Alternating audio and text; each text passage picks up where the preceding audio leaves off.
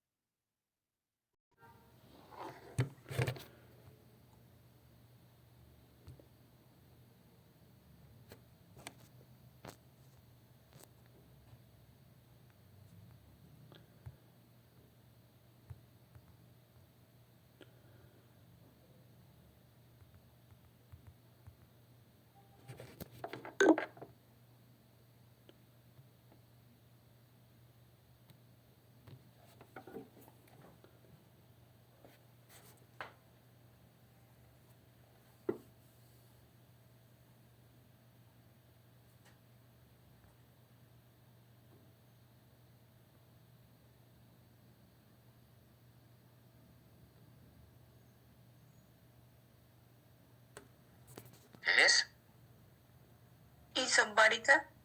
isobárica, ¿verdad? Isobárica. La presión entre el estado 2 y el estado 3 es la misma. Y cuando pasamos al estado 1, el volumen se mantiene constante, es decir, el volumen del estado 3 y del estado 1 van a ser iguales. Esa curva se llama isotérmica.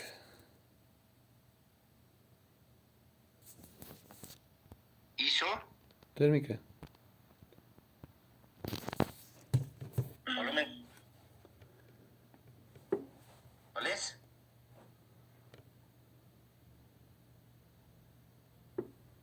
Bueno, están 22, pero o están durmiendo todavía. ¿Habilitamos los videos? Isotérmico, licenciado. No, isotérmico es este. A ver. Esta es una curva hiperbólica. Esta es una línea horizontal, constante, horizontal, isobárica, vertical. Isocórica. Isocórica o isométrica, isovolumétrica también le llaman, ¿no? A ver, recordando un poquito, ¿cuántos tenemos termodinámicos? Aquí hay 3, falta 1. Son 4. ¿Cuál sería el que falta? Está la isoterma, está la isóbara y está la isométrica. ¿Cuál es la que falta? Adiabático, licenciado. Adiabática, ¿verdad? La adiabática. La adiabática es un proceso bajo condiciones de aislamiento térmico. Es decir, en un proceso adiabático no ingresa ni sale el calor. En un proceso isotérmico, los procesos pueden ser de expansión o de compresión. La línea que marca la figura acá nos indica que está yendo del estado 1 al estado 2, pero en un proceso de expansión. El volumen crece. Cuando el volumen crece, teóricamente, tenemos un trabajo positivo. Es decir, el sistema, el gas, nos está entregando trabajo al aumentar su volumen. Consecuentemente, este proceso requiere incrementar calor. Es decir, el calor debe ingresar al sistema.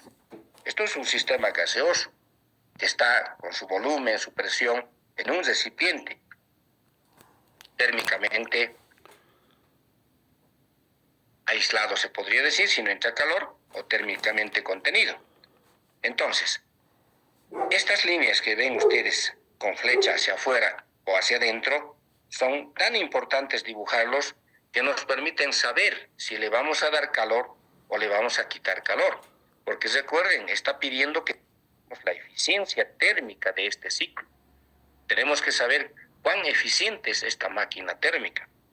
De manera que es importante dibujar o saliente calor en cada uno de los procesos. No se puede trabajar esto en uno. Quizá alguien diría, pero es fácil calcular el trabajo porque equivale a la curva o al área encerrada en toda esta parte. O sea, es lo mismo que estuviéramos calculando esta área. Si fuera una forma geométrica regular, es fácil calcular el área, sería un triángulo. Pero no es una curva recta esto. Esta es una hipérbola. Consecuentemente, calcular el trabajo de acá adentro es utilizar integrales. Que no vamos a hacerlo en este momento porque a cada proceso calculando vamos a llegar a lo mismo. Entonces, En este caso necesitamos saber cuál es la cantidad de calor total que está ingresando y cuál es el trabajo total que está haciendo la máquina térmica para calcular el valor de lo que dice la IFE. ¿Ya? Entonces, primero vamos a ir al cálculo de los datos referenciales faltantes. Aquí tenemos la presión del estado 1, que dice que vale 4P, 4 veces la presión, medidos en pascales. El punto 3 está a una presión P, es decir, 3 veces más pequeño que el punto 1, su presión en este punto. Luego, en el estado 2, la presión es la misma que el estado 3, pero es también menor al estado 1. Por lo que sabemos de la curva isotérmica, esta es una curva hiperbólica que tiene la misma temperatura. Entonces, anotando datos. La presión del estado 2 y el estado 3 es la misma, P. El volumen del estado 1 y el estado 3 es la misma, que vale B, el 3 y el 1. Por eso se llama también transformación isocórica, ¿verdad? De la ecuación de estado del gas ideal, que dice que la presión por el volumen es igual al número de moles por la constante universal y la temperatura absoluta, podemos escribir para el estado 1 y el estado 2 la misma ecuación, que va a variar las presiones y las temperaturas. Entonces, para el estado 1 sería presión 1 por volumen 1 igual al número de moles por la constante universal temperatura 1. Del estado 2 sería presión 2 por volumen 2 igual al número de moles por la constante universal y la temperatura 2. En ninguna parte del ejercicio dice que el gas cambia en cantidad. No hay, no dice que el número de moles varía.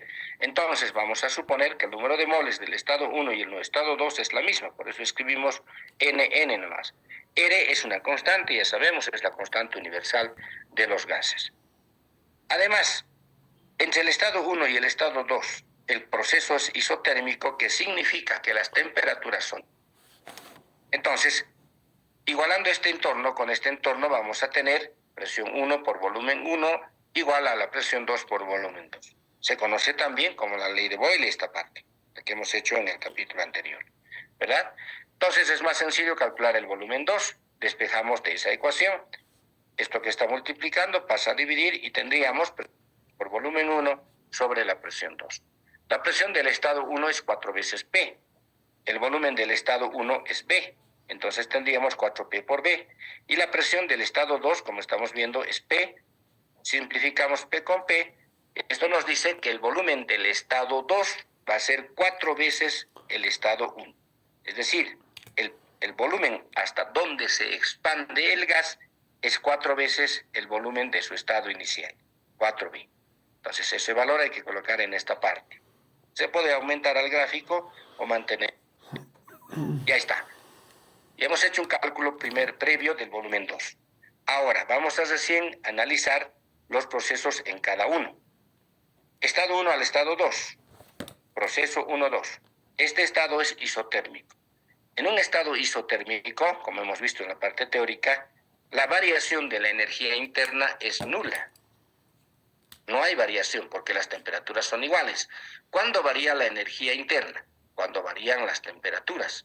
Es decir, la velocidad a la cual se mueven las moléculas en el estado 1 es la misma que el estado 2 porque tienen ambos la misma temperatura. Por lo tanto, descartamos la variación de la energía interna, se vuelve cero. Entonces, si usamos de la primera ley de la termodinámica, dice que el calor entregado a un sistema es igual al trabajo realizado por el sistema más la variación de la energía interna, es decir, más cero sería aquí. Ahora, ¿cuál es el calor y el trabajo entregado? ¿Se acuerdan que hemos deducido esta ecuación? Es como calcular el área de todo esto a través de integrales. Esa integral resuelta nos daba número de moles, constante universal, temperatura, logaritmo natural del volumen en el estado 2 sobre el volumen. Como estos dos son iguales, entonces el trabajo va a ser igual al calor entregado. Es la misma proporción. El mismo trabajo que estamos sacando es equivalente al calor que está ingresando en ese estado. Como NR por T que aquí está la ecuación, es también P por B, presión por volumen. Entonces la misma ecuación podemos escribir como presión 1 por volumen 1 igual al logaritmo del volumen 2 sobre el volumen. Sustituimos valores. Presión 1 es 4 veces P, volumen 1 es B, logaritmo natural del volumen 2, 4 veces el volumen que hemos calculado reciente, sobre el volumen del estado 1 que sería B. Entonces vamos a tener esta expresión, 4P por B por logaritmo natural de 4. Esto es un número, pero lo vamos a dar para que luego se pueda ver cómo simplificamos esa parte. Entonces ya tenemos del proceso 1-2 el trabajo desarrollado por el gas, que sería equivalente a esta expresión. No necesariamente tenemos que usar, ya les dije varias veces, datos numéricos. Aquí lo único que faltaría es reemplazarle cuánto vale la presión en pascales y cuánto vale el volumen en metros cúbicos. Y tendríamos el trabajo expresado en unidades de trabajo que se llama julios también.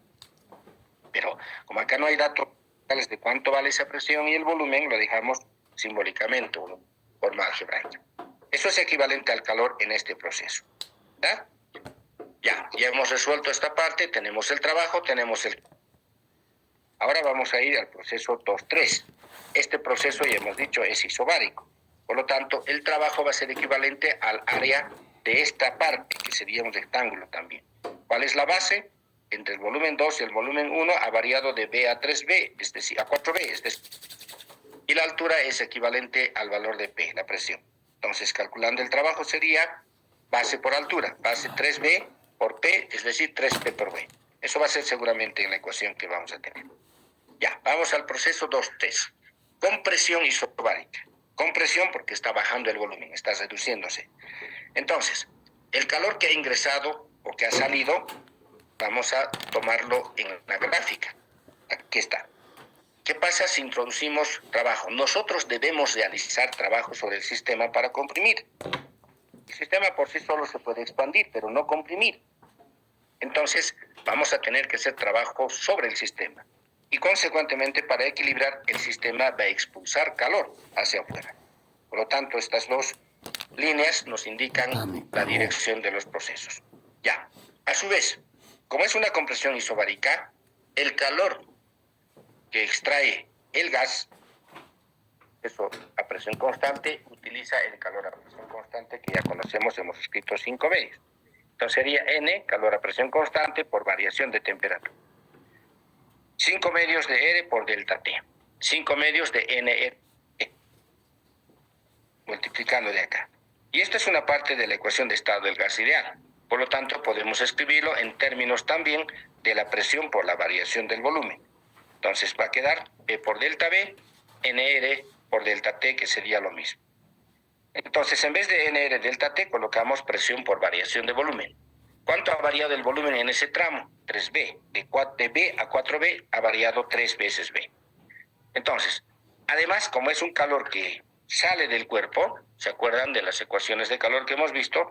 Ganancia positivo, pérdida de calor negativo. Por lo tanto, quedaría menos 5 medios de P por 3B. Haciendo operaciones 5 por 3, vamos a tener menos 15 medios de P por B. Ese es el calor que ha salido del sistema gaseoso, calor que sale del sistema con signo negativo. El trabajo es equivalente al área de ese, dicho más antes. También tenemos matemáticamente la ecuación del trabajo, y eso es presión por variación del volumen. Como el trabajo es sobre el sistema, esto también es negativo. Por lo tanto, va a ser presión por 3 veces la variación, es decir, 3P por B. Ya tenemos el trabajo y tenemos el calor que ha salido. Calculamos entonces la variación de la energía interna, de la ecuación matemática conocida como primera ley de la termodinámica. Despejamos de aquí la variación de la energía interna, sería calor menos trabajo. El calor es 15 medios de P por B y el trabajo menos 3P por B. Y haciendo operaciones algebraicas sería menos 15 menos 6 veces sobre 2 de la presión por el volumen. Esto sería menos 21P por B. Esta es la pérdida de energía. ¿Por qué en este tramo el gas ha perdido energía? justamente por compresión y enfriamiento, porque aquí va a aparecer otra curva isotérmica. A ver, si lo rayaría en esta forma, sería aproximadamente otra isotérmica. De manera que esta temperatura ha de ser inferior a esta. Es decir, el sistema gaseoso, al comprimirse y además al bajar su temperatura, ha bajado también el movimiento molecular que tenía. Por eso aparece aquí como pérdida de energía interna. Ya está. La variación de la energía interna y el calor para ese proceso. Vamos a la última parte, esta que se refiere al proceso isométrico o isocórico, donde el trabajo es nulo. ¿Por qué es nulo? Porque en este tramo el gas no se expande ni se comprime, se mantiene. Por lo tanto, el trabajo es una función que depende de la variación del volumen. En este caso no ha habido ninguna variación. Por lo tanto, el trabajo del estado 3 al estado 1 se considera nulo o cero. Sin embargo, en las ecuaciones matemáticas manejamos esto como un proceso isométrico, isocórico, isovolumétrico, volumen constante, trabajo cero. El calor a volumen constante del gas es 3/2 de R. Por lo tanto, vamos a calcular ese calor que en este caso habría subido o habría bajado. A ver, analicemos la gráfica. En el estado 3, el gas tenía una presión P y un volumen B. En el estado 4 va a tener una 4 veces P, 4 veces el anterior, pero su volumen va a ser el mismo. Imagínense que esto es como una garrafa que tiene un comprimido ahí adentro y a volumen constante. ¿O alguna vez han visto crecer a una garrafa cuando le dan calor? No, ¿verdad? Tal vez varía, pero mínimamente que no se nota. Normalmente el uso de las garrafas domiciliares, por ejemplo, es a volumen constante. Pero para subir la presión, ese gas, tenemos que darle calor. Por lo tanto, había que proveerle calor de alguna parte para que ingrese calor y se produzca un incremento de presión. Pero si fuera al revés, si esta flecha lo pusiéramos hacia abajo, no sería una ganancia de presión, sino una pérdida de presión. ¿Cuándo se va a perder presión en el gas? Cuando el calor salga o del sistema gaseoso, no ingrese. Entonces eso es muy importante. Aquí la flecha indica que debe haber ingreso de calor para que suba la presión. De lo contrario, si esto bajara, ya decíamos, la flecha debería ser hacia afuera como pérdida de calor. Entonces, ese calor es necesario que debamos calcular para el cálculo de la eficiencia. La ecuación del calor ya no es a presión constante, sino es a volumen constante. Entonces va a ser la ecuación la misma, N, número de moles, calor a volumen constante, variación de temperatura. Como el calor a volumen constante para un atómico es 3/2 de R, sacamos esta fuera 3/2 y va a quedar NR por delta T. Pero otra vez utilizando la variación de la temperatura moles y la constante como variación de la presión por el volumen, esto escribimos como variación de la presión por volumen. La variación de la presión en este tramo es 3P y el volumen se mantiene constante. Por lo tanto, vamos a tener 3/2 por 3P por B. Haciendo operaciones numéricas, esto es 9/2 de la presión por el volumen. Calor suministrado al sistema. Ahora, como de la primera ley dice que el calor es igual al trabajo más la variación y el trabajo es nulo, entonces de aquí sacamos que la variación de la energía interna es también equivalente a menos el calor contenido en el sistema. Es decir, menos 9/2 de la presión por el volumen. Es el calor suministrado o entregado al sistema. Por lo tanto, ¿cuál será el calor total? Para el cálculo de la eficiencia, solo se toma en cuenta los calores ingresados, no los calores que se han extraído del sistema. ¿En qué tramos, en qué procesos el calor ha ingresado al sistema? Veamos en la gráfica. En el proceso 1-2 y en el proceso 3-1. En el proceso 2, el calor sale. Ese calor no se toma en cuenta, es pérdida de calor. Tenemos que usar los calores suministrados, ingresados al sistema. Entonces, 1-2 más 3. Ya, a eso vamos entonces. Calculamos el calor suministrado en el proceso 1-2 y en el proceso 3-1. En el proceso 1-2 era 4 veces la presión por el volumen por el logaritmo natural de 4. Y en el proceso 3-1 estamos viendo que eso es 9 medios de P por B. Entonces, sumados los dos, factorizando P por B, de ambos quedaría 4 veces logaritmo natural de 4 más 9 medios. Esto es una cantidad numérica, podemos expresarlo mediante un número también, pero dejar el calor suministrado es P por B por 4 veces logaritmo natural de 4 más 9 medios. ¿Ya? Ahora, por otro lado, debemos calcular el trabajo del sistema, el trabajo que ha desarrollado el gas en cada uno de sus procesos. Es decir, el trabajo total o trabajo neto sería trabajo proceso 1-2 más el trabajo en el proceso 2-3 más el trabajo en el proceso 3-1. Como el trabajo del proceso 3-1 es nulo, entonces se sumarían estos dos nada más. ¿Cuál es el trabajo neto entonces? 4 veces lo mismo que el calor suministrado por logaritmo de 4 y menos 3P por B. ¿Por qué menos aquí? ¿De dónde viene este signo menos? En esta parte el trabajo es negativo, hemos dicho, porque nosotros somos los que hacemos el trabajo para comprimir. En cambio, este otro trabajo es positivo porque es el trabajo para expandir el gas. Haciendo operaciones tendríamos P por B, 4 veces logaritmo natural, menos 3 de este número, y el rendimiento del ciclo, de todo el proceso, de la máquina térmica, en otras palabras, es equivalente al trabajo desarrollado por el gas sobre el calor suministrado y multiplicado por el 100%. Sustituimos trabajo neto, que está en la ecuación, calor suministrado, que está en la parte de arriba, reemplazamos, vamos a tener P por B, 4 logaritmo de 4 menos 3, sobre P por B, 4 logaritmo de 4 más 9 medios. De aquí, simplificamos P por B, numéricamente el numerador va más 54, 52, el denominador 10.04, haciendo las operaciones numéricas aquí, ¿no? Logaritmo de 4, es decir, con calculadora directamente esta parte. Por 100, ¿de dónde? Vamos a sacar 25.34%. Es decir, esa máquina térmica está trabajando a un rendimiento equivalente al 25% de su capacidad total, nada más. Y cumple con la segunda ley de la termodinámica. Ustedes recuerden en la parte teórica que hemos visto. Decía, ninguna máquina térmica trabaja al 100% de su capacidad, de su eficiencia. Siempre hay pérdidas de energía en el entorno que absorben y hacen de que la máquina baje su rendimiento hasta cantidades mucho menores al 100%. Ni siquiera una máquina perfecta puede llegar al 80%. Y de eso les he dicho en la anterior. ¿Cuál es la máquina térmica que puede trabajar con mayor eficiencia? ¿Qué ciclo debe cumplir? ¿Se acuerdan?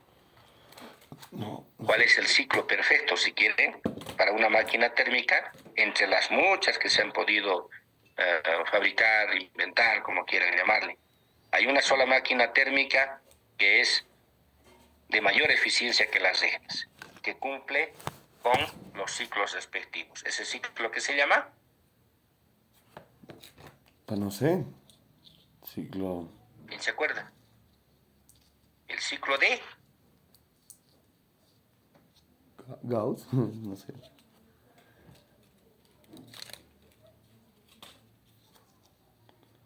¿se acuerdan?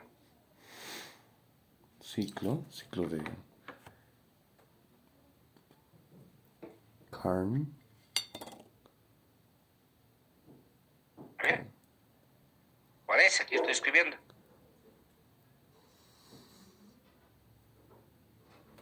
¿Se han dormido? ¿No les ciclo de qué es? Carnot. Carnot, que le falta eso, la T. Sadi Carnot, uno de los inventores de las máquinas térmicas, encontró que la mejor máquina que va a llegar a un rendimiento más eficiente, más alto, se podría decir, es el que cumple con el ciclo de Carnot. ¿En qué consiste el ciclo de Carnot?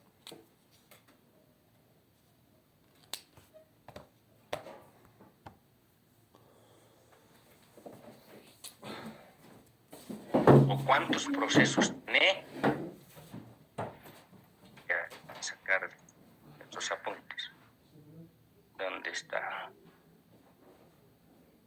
estará pasando, ¿no? ¿Están calladitos o no están leyendo lo que deberían leer?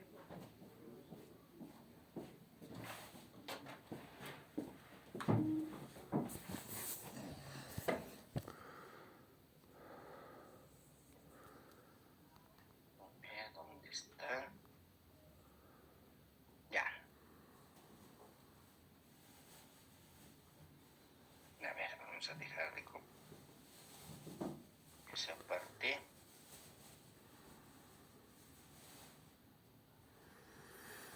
Ya, vamos a compartir esta otra. Aquí está.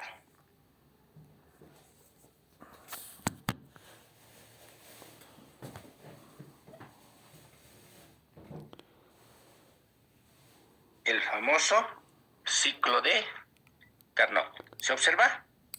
Sí, sí. Sí, licenciado. Ya.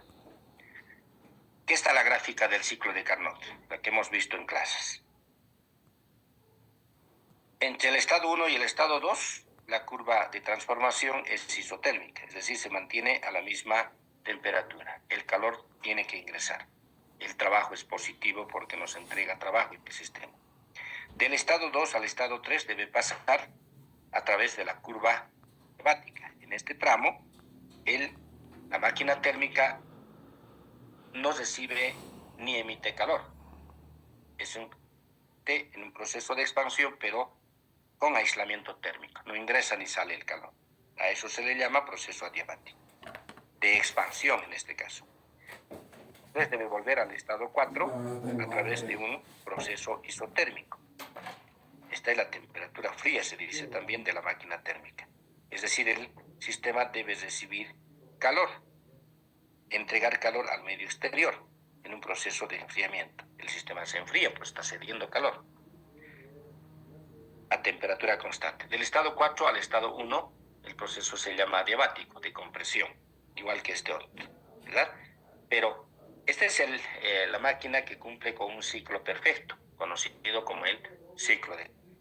Si tuviéramos que graficar en un diagrama temperatura, entropía, esta sería la curva del calor total recibido. Temperatura caliente menos temperatura fría por la variación de la entropía del sistema. De eso estamos hablando, ¿no? Esta parte del ciclo. Esta es la máquina con mayor rendimiento que se puede lograr fabricar, conocido como el ciclo de Carnot. ¿Ya? Ahora, en ese marco, lo que estuvimos viendo, ¿dónde está?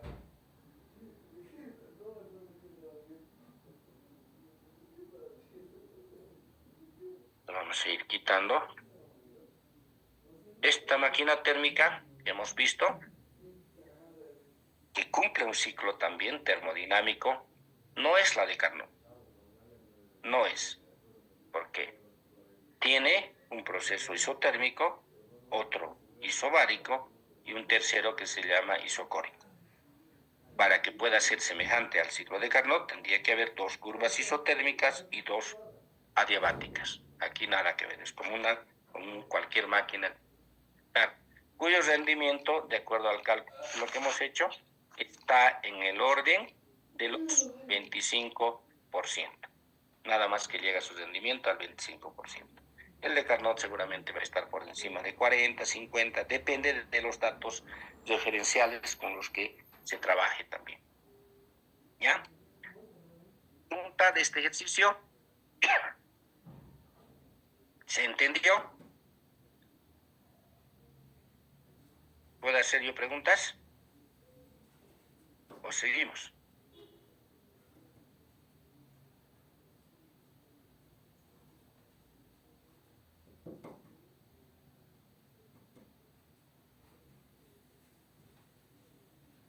Vamos al siguiente. Ya. 2. Esto sí es con máquina. Pero dentro de lo que son las temperaturas que recibe y que cede a través del trabajo que desarrolla. Conocido como máquina térmica de Carnot. Ya dice, una máquina térmica de Carnot trabaja normalmente entre un foco caliente a 120 grados Celsius ¿En cuántos grados Celsius? Dice, hay que disminuir la temperatura del foco frío para que su eficiencia aumente en 2%. No sabemos cuánto es su eficiencia. Seguramente vamos a tener que calcular primero. Supóngase que la eficiencia era, como el anterior, 25%. Queremos eficiencia en 2% más, para que sea 27%. Entonces dice, ¿cuánto hay que bajar la temperatura del foco frío para que eso se cumpla? ¿Ya? Es una máquina térmica que cumple con el ciclo de Carnot, lo que acabamos de revisar. Es decir, dos procesos isotérmicos, dos procesos adiabáticos.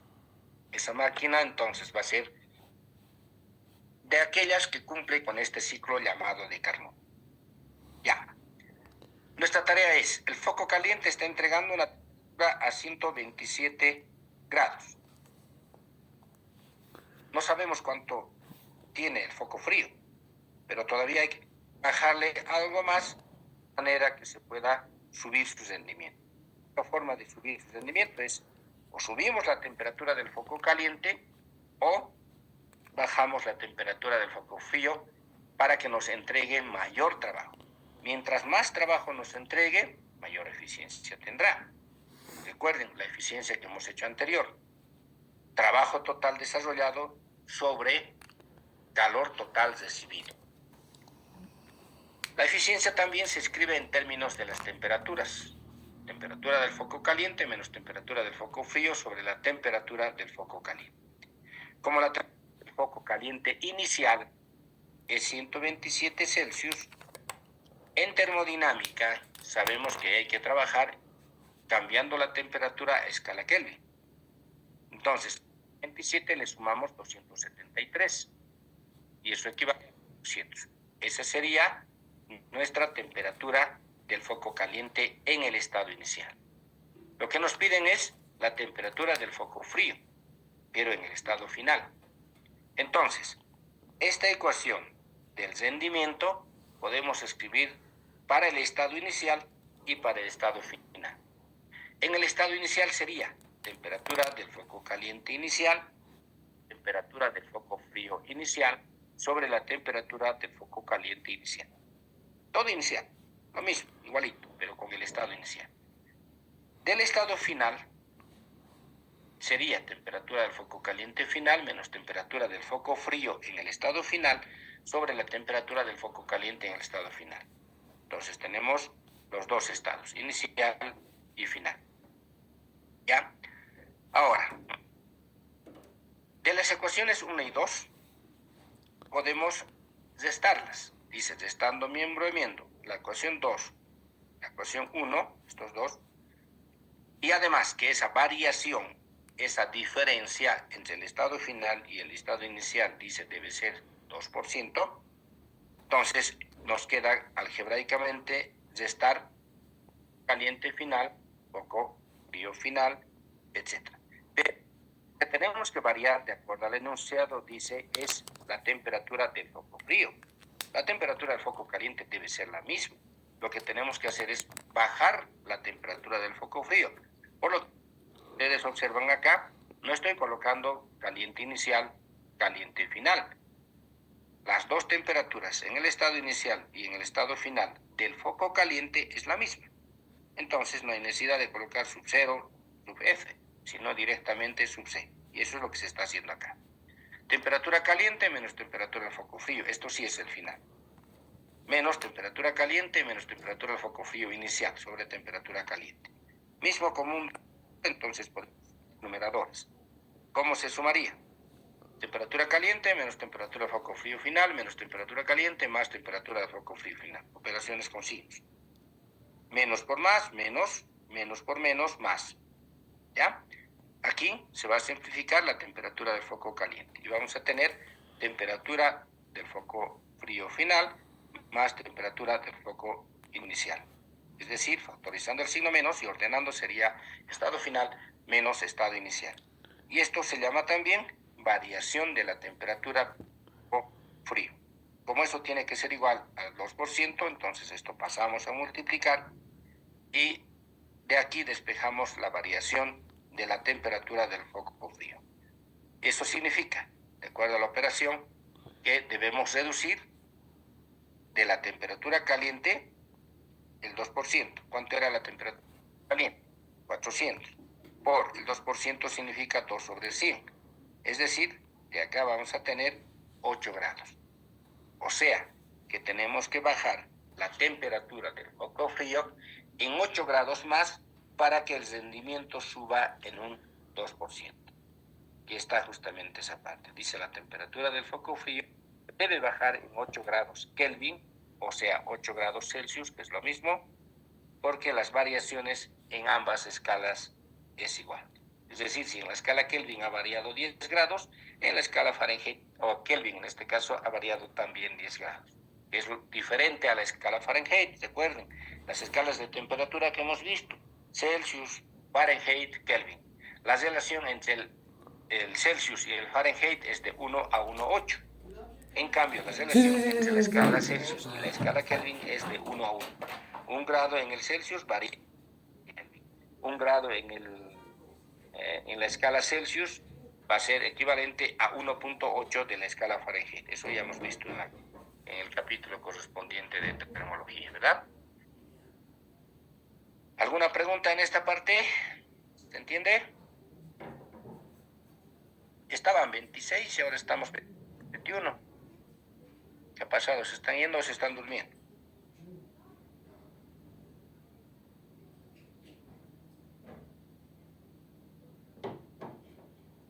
¿Una más? ¿O creen que es suficiente con eso? Uno más, licenciado, por favor. A ver. ¿No hay dudas en esta parte?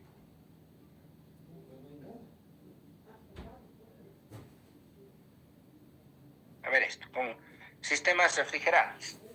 Sistemas necesitan realizar trabajo para sacar calor hacia el medio exterior caliente, como se llama también una máquina refrigeradora. Dice el esquema siguiente, muestra a una máquina frigorífica o refrigeradora. Muchos de nosotros tenemos en casa una, ¿verdad? ¿Para qué usamos? Ya hemos explicado en clases también. Normalmente es para conservar alimentos a bajas temperaturas y no se puede echar a perder con la calor que tenemos en el entorno. Aunque ahora el medio ambiente en el que estamos ya es un refrigerador natural. Muchas de las cosas se van a conservar igual que aún dentro de un refrigerador, por la temperatura que llegue al medio exterior, ¿no? Dice, esta máquina refrigeradora desarrolla un ciclo de Carnot inverso. O sea, el anterior, como hemos hecho, aquí está la figura. Sacamos temperatura de un foco caliente, un calor, llevamos a la máquina térmica desarrolla trabajo y el resto de la energía calorífica que ha recibido lo expulsa al foco frío. ¿Verdad? Este es el ciclo normal que cumple una máquina térmica. Ahora, lo que nosotros tenemos que hacer es introducir trabajo para sacar calor del foco frío y llevar al foco caliente. Parece algo ilógico, ¿no? Parece algo no espontáneo. ¿Se acuerdan de la espontaneidad que hemos hablado? Se refiere a los procesos naturales que pasan dentro del medio en el que estamos. Por ejemplo, sencillo, si una taza de café caliente, decíamos, en la mesa, cuando volvamos de un cierto tiempo vamos a encontrar que la taza está fría. En realidad, el medio exterior, que está a mayor temperatura o menor temperatura, absorbe el calor. Como la taza era caliente, el medio exterior se lo absorbe ese calor y lo dispersa. Entonces va a entrar en equilibrio con el medio ambiente. Se va a enfriar hasta la misma temperatura que está el medio ambiente. ¿Por qué no ocurre al revés, decimos? Y la primera ley no predice eso. Tendríamos que buscar en la parte donde a la segunda ley para explicar esa parte. Y la segunda ley nos dice que solo se puede revertir esos procesos si usamos máquinas térmicas, en este caso frigoríficas o refrigerantes. De manera que al ambiente frío que está en el interior del refrigerador, la máquina le está sacando calor para darle al medio exterior que es caliente. El refrigerador normalmente está a 2 grados, 3 grados, 4 grados, dependiendo del tipo de refrigerador. El medio ambiente 10, 15, 20. Peor en el oriente, 25, 30 grados grados en muchos lugares. En esos lugares, ¿qué hacemos? Usamos más trabajo para quitarle calor a lo que está frío, para expulsarlo al medio exterior que está caliente. Entonces es una máquina térmica inversa. ¿Ya? A eso se le llama máquina frigorífica. Dice, el motor del refrigerador proporciona un trabajo de 50 kilojulios. Estamos desarrollando un trabajo de 50 en cada ciclo. Nos piden calcular la cantidad de calor que absorbe de los alimentos contenidos en él, en este caso en el foco frío, en cada ciclo. ¿Cuánto calor le puede quitar en un proceso cíclico? La cantidad de calor entregado al medio ambiente o al foco caliente. Eso debemos calcular en el inciso B. ¿Cuánto de calor le estamos botando al medio ambiente, quitándole de la parte del refrigerador, que es el foco frío? Entonces, como incógnitas, calor entregado o sacado del foco frío y calor entregado al foco caliente. Ahora, aparte de eso, nos dice, a ver, como datos que tenemos, la temperatura del foco caliente, del medio ambiente, de afuera, 27 grados. Pongámosle que es un clima semejante a Tarija, Cochabamba, por ahí, 27 grados, la temperatura ambiente. ¿Ya? Pero sabemos que no tenemos que trabajar en Celsius, sino en Kelvin. Le sumamos 273 y eso va a ser 300 Kelvin. Ahora, supóngase que el refrigerador está trabajando a 15 grados bajo cero. Alguien dirá, pero si eso ya está congelado, está frío a 15 grados bajo cero, ¿qué calor le vamos a sacar? Un momentito, ¿no ve? Ahí tenemos que hablar del cero absoluto. El cero absoluto es la más baja del universo, menos 273. Es decir, 15 grados todavía es caliente bajo cero. Alguien se sorprenderá, dirá, pero es frío, el agua se congela. Sí, el agua y muchos otros líquidos. Sustancias líquidas que no se congelan a 5 grados, a 15 grados. Ni siquiera a 40 grados. El mercurio es casi 40 grados bajo cero. Pero sustancias gaseosas como el aire, helio, neón, nitrógeno y otros, mucho más bajo todavía. Por lo tanto, a esta temperatura se le puede sacar todavía calor al cuerpo frío. Algo ilógico, ¿no? Algo que no parece racional. ¿Cómo le vamos a sacar calor a un cuerpo frío? Es que tiene todavía calor. 15 grados bajo cero no es nada. Por lo tanto, le sumamos 200 y esta temperatura en Kelvin es positiva, 258. Cuando esto sea cero en kelvins, en ese caso ya no se le puede quitar ninguna parte de calor más, porque ese es el cero absoluto. Ya hemos explicado eso en la parte correspondiente, ¿verdad? Ahora, la máquina está recibiendo 50 kilojulios, 50.000 julios de afuera. ¿Quién le está dando esta energía? La energía eléctrica. Ustedes saben que una máquina frigorífica, un refrigerador, no va a funcionar si no hay energía eléctrica de por medio, porque la máquina se va a calentar y va a llegar al térmico y no va a ceder ni a absorber calor.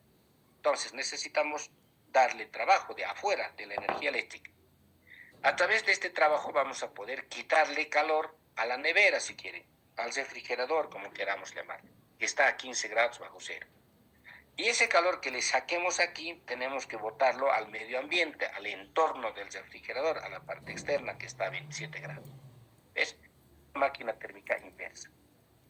Ya, para esto vamos a usar la relación de Kelvin, que dice que el calor del foco frío sobre el calor del foco caliente es equivalente a la temperatura del foco frío y la temperatura del foco caliente. Estas temperaturas ya tenemos, 258 y 300.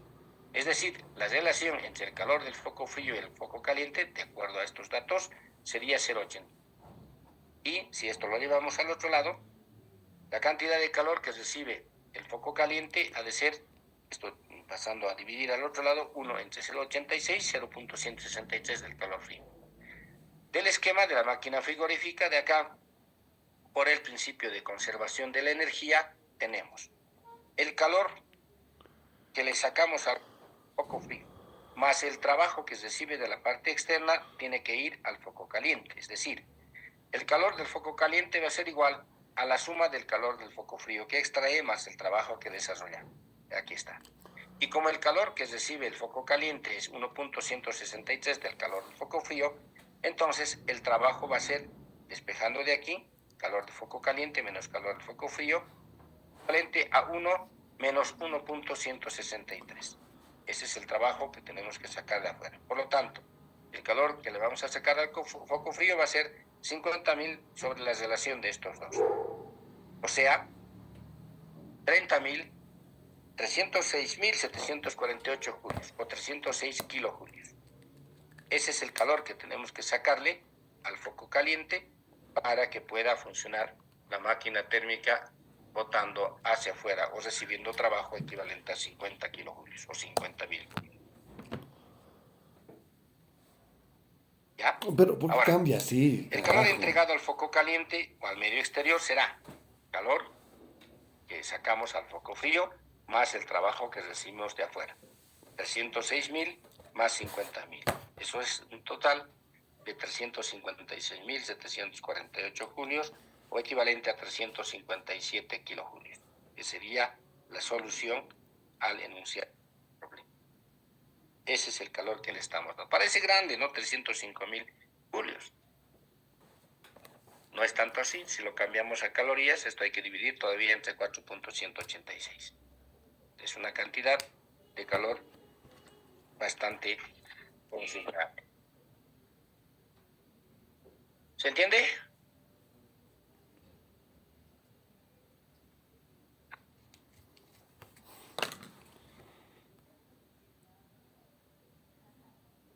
¿Preguntas? No, no. No hay, calladitos están. Ya, estito más. Sobre los cálculos de la entropía. Miren, en un ejemplo sencillo. Dice, calcule el cambio de entropía que tiene lugar cuando 1 kilogramo de agua a 20 grados se mezcla con 2 kilogramos de agua también, pero a 80 grados. Una mezcla. Un proceso de mezclar agua caliente y agua fría. Agua más 2 kilos de agua caliente. 20 grados más 80 grados. ¿Cuál va a ser la temperatura de la mezcla? Si fueran las mismas cantidades, sería la mitad de la temperatura de estos dos. 80 más 20, 100. Dividido entre 2, 50. La temperatura de equilibrio va a ser 50. Sería 50. Ojo, que también eso hemos visto también en los ejercicios que hemos hecho ayer. Se toma en cuenta también el recipiente, pero en este caso no menciona nada del recipiente. Entonces, se supone que los recipientes que se utilizan no están absorbiendo ni cediendo calor. Lo normal es que sí absorbe. Todo recipiente absorbe calor o emite calor. ¿Qué pasa si esto fuera una taza de café, por ejemplo? No va a ser 1 kilo, obviamente. Va a ser 200 en promedio. Pero ese líquido, ese café, está contenido en un vaso. Entonces hay que ver de qué está hecho el vaso. Porcelana, metálico, de plástico, en fin. Tiene su capacidad calorífica, es decir, también el recipiente se calienta o se enfría. Consecuentemente influye en la temperatura de equilibrio. Pero aquí no hay menos, entonces vamos a suponer que son solamente los líquidos. El líquido a 20 grados de 1 kilo, agua, y el mismo líquido, pero de 2 kilos a 80 grados en otro recipiente a mayor temperatura. ¿Ya? Temperatura del caliente, temperatura del frío. La mezcla, en este caso, temperatura de equilibrio. Las masas se van a sumar, 1 más 2, vamos a tener. Entonces, del equilibrio térmico que hemos visto, calor ganado igual a menos calor perdido. Y esto es un calor sensible, no es un calor de transformación, ¿se acuerdan? Los calores pueden ser de transformación, de combustión o simplemente calor sensible. En este caso es calor sensible. ¿Por qué? Porque el kilo de agua a 20 grados va a seguir siendo agua aquí, seguramente más tibia. Lo mismo de esta parte, el agua caliente de 80 kilos va a seguir siendo agua en esta parte. Si hubiéramos cambiado a estado gas, hubiéramos solidificado, entonces tendría que haber calores latentes también, de transformación, ¿no? Que hemos visto ayer un ejemplo sencillo sobre eso. Ya, entonces, estos dos calores tienen que igualarse. Calor ganado. ¿Quién gana calor? El agua fría. ¿Y quién pierde? El agua caliente. Entonces, la masa del agua fría por el calor específico y la variación de temperatura debe ser igual a la masa caliente por el calor específico, variación de temperatura. ¿Verdad? ¿Cuál es la temperatura final? La variación de va a ir de 20 a la temperatura de equilibrio. No sabemos cuánto es el equilibrio. Primero había que calcular eso. Y el otro, el agua caliente de 80 va a bajar hasta la temperatura de equilibrio. Entonces, su estado final es la temperatura de equilibrio, su inicial la temperatura caliente. Para el otro, el estado final es el equilibrio y el inicial es el frío. Entonces, aquí viene eso. Ya. La masa fría. Temperatura por la temperatura de equilibrio menos masa fría por la temperatura del foco caliente. Igual a la masa caliente por la temperatura de equilibrio más la masa caliente por la temperatura del cuerpo caliente, ¿no? Entonces menos por la pérdida. Entonces hacemos operaciones, factorizamos la temperatura de equilibrio, esto que está con negativo va a pasar a sumar, esto que está con negativo al otro lado a sumar. Y vamos a tener esta ecuación. La temperatura de equilibrio de estos dos va a ser masa del caliente más temperatura del caliente por o más la temperatura, masa del foco frío, temperatura del foco frío. Sobre las dos, masa fría más masa caliente. La masa caliente que estamos colocando es 2 kilos, su calor, su temperatura 80 grados, la masa fría es 1 kilo, su temperatura 20 grados. Factorizamos unidades, va a quedar kilogramos por grado Celsius. Abajo sumamos los dos, frío más caliente, nos da 1 más 2, que sería 3 kilos. Entonces, haciendo el cálculo numérico, dice la mezcla va a quedar a 60 grados de temperatura. Hasta aquí no hemos hecho más que hacer la transferencia de calor entre el caliente y el frío para encontrar la temperatura a la cual estado final, es decir, el agua tibia le podríamos llamar. Normalmente decimos eso, ¿no? Mezclamos caliente con frío, tenemos tibio. ¿Qué tan tibio? Ni tan tibio, ¿no? 60 grados no es tan tibio. 30, 35, todavía podríamos llamarle temperatura de agua tibia. 60 grados, temperatura de equilibrio. Ahora, aquí nos hace falta hacer otro gráfico para ver los procesos que se han cumplido entre la temperatura fría y el caliente. El agua caliente ha perdido temperatura. Por lo tanto, hay un proceso de cambio de entropía, que le vamos a llamar S2. Y en el proceso 1, de 20 grados a 60, el agua fría se ha calentado. Hay una ganancia de calor. Ese es el proceso de entropía 1. Entropía 2. Tenemos que ver la variación de la entropía. Calor ganado, calor perdido. Y este es el punto de equilibrio. Ahora, de la ecuación de la entropía es del calor por temperatura. El calor que ha variado es a través del calor sensible, masa, calor específico, variación de temperatura. Integrando, para el agua fría vamos a integrar temperatura fría, que es 20 grados, hasta la temperatura de equilibrio, que es 60. Y esa va a ser nuestra primera parte del cambio de entropía, S1. Ecuación correspondiente para la entropía, aquí está la ecuación, masa, calor específico, logaritmo natural, esta integral, ¿no? La integral de la temperatura, diferencial de temperatura sobre temperatura, es equivalente al logaritmo natural. Estos integrales, ¿no?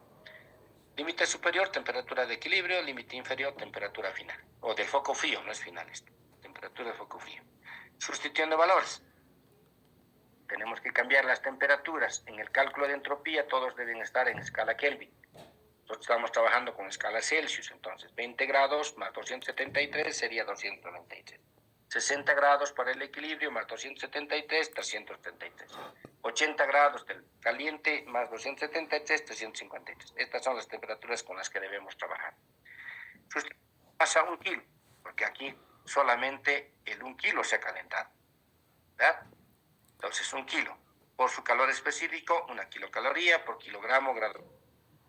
Por 4.186 kilojulios, que es 1 kilocaloría. Por logaritmo natural de la temperatura final, que es el equilibrio, 333, sobre la inicial, 293. Y nos va a salir el cálculo 0.536 kilojulios por Kelvin. O 536 julios por grado Kelvin. El kilo equivale a 1000, ya saben. Entonces, este sería el cambio de entropía para el agua fría. Ha cambiado su entropía y es positivo. ¿Por qué? Porque ha subido la temperatura.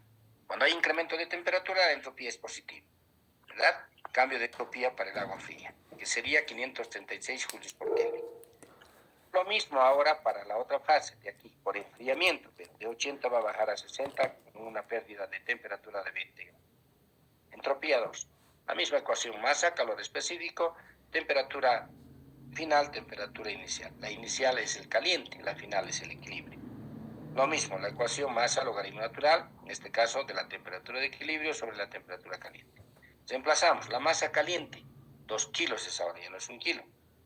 Calor específico lo mismo, cambiando a kilojulios, de kilocalorías a kilojulios, por el logaritmo natural de la temperatura de 33 sobre 353. Esta entropía nos da negativa. Y bravo, deberíamos decir, ¿no? Para alegrarnos que por fin hemos bajado la temperatura. Por fin hemos bajado la entropía. Pero eso es momentáneo.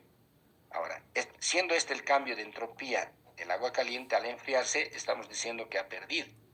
Por lo tanto, si sumamos en global la ganancia y la pérdida, 536 y la otra es negativo, 488, encontramos todavía una variación de 48 julios por Kelvin. Es decir, como dice la parte teórica, la entropía jamás disminuye. La entropía está en constante crecimiento. Si la entropía se mantendría constante, solo en casos de los procesos reversibles tendría que ser. En otras palabras, nosotros deberíamos dejar el agua tal y cual hemos recibido, por ejemplo. Quitarle sus contaminantes, purificarlos, reciclar, en otras palabras. El día en que podamos reciclar todo en el universo, vamos a hacer que este planeta no se caliente. Se va a mantener su entropía constante, estable. ¿En qué situación estamos actualmente? No es así, estamos llegando al peor desorden. La entropía sigue creciendo, nuestro universo se está recalentando. Jamás va a bajar la temperatura con la vida, con todo lo que hacemos diariamente. Estamos haciendo que suba el desorden. Recuerden, la entropía no es más que la medida del desorden. ¿Ya? Y aquí nos ha salido que en esta muestra, pequeña muestra, un valor de 48 julios positivo, mayor a 0. Por lo tanto, la entropía sigue en aumento. ¿Entiende? Sí, Licen. ¿Ya? ¿Hay preguntas? Esto tenemos que repasar ayer, que ya no nos ha pensado mucho tiempo. Y con esto tenemos visto todo el material necesario para el examen de mañana, 7:45. Máximo vamos a comenzar a las 8 en punto. Traten de estar siempre puntuales para evitar que se estén retrasando en la parte. Luego de la primera parte, que va a ser ejercicios o problemas, vamos a entrar a la segunda parte, que es la parte teórica. La parte teórica, ya sabemos, vamos a hacerlo por plataforma Zoom. No es Zoom, es Moodle, ¿no? Van a prever su conexión a internet por 20 minutos en el aula, como hemos hecho los anteriores exámenes. Si no hay preguntas, ahí vamos a dejar el complemento de la clase virtual extra que hemos quedado.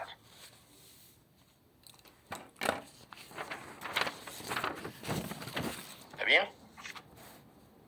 Licenciado, el material de los ejercicios ¿me podría pasar al grupo, por favor, si se puede? Pero es lo que tenemos que ir capturando, pues, en la imagen. Algunas partes se me ha cortado. ¿Qué parte? Vamos a volver.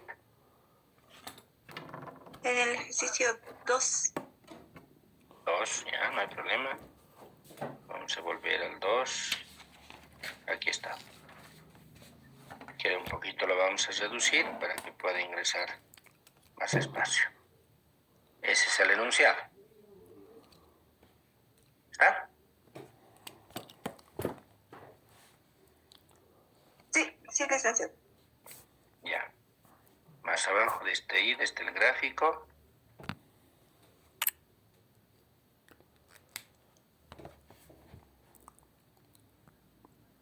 ¿Ya? Sí.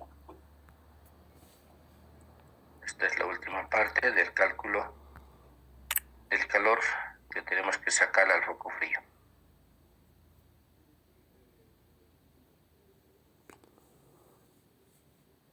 ¿Ya? Y este es el inciso B, ¿no? Calor entregado al foco caliente o al medio exterior es equivalente a las extraído al foco frío más el trabajo que se está haciendo sobre la máquina por la energía externa, ¿no? Total 357 kilojulios. ¿Listo? Sí, licenciado. Ya. ¿Alguna parte más?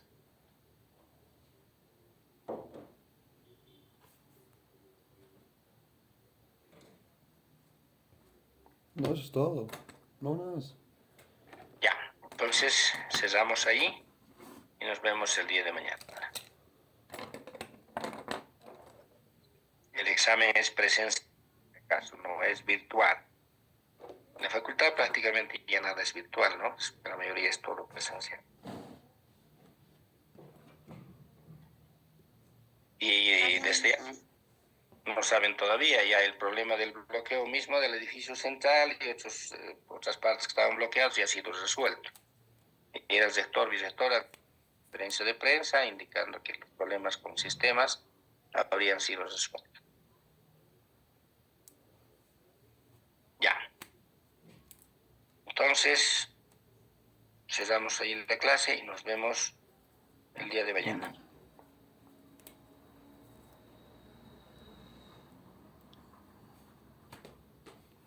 Hasta mañana, todos, hasta mañana.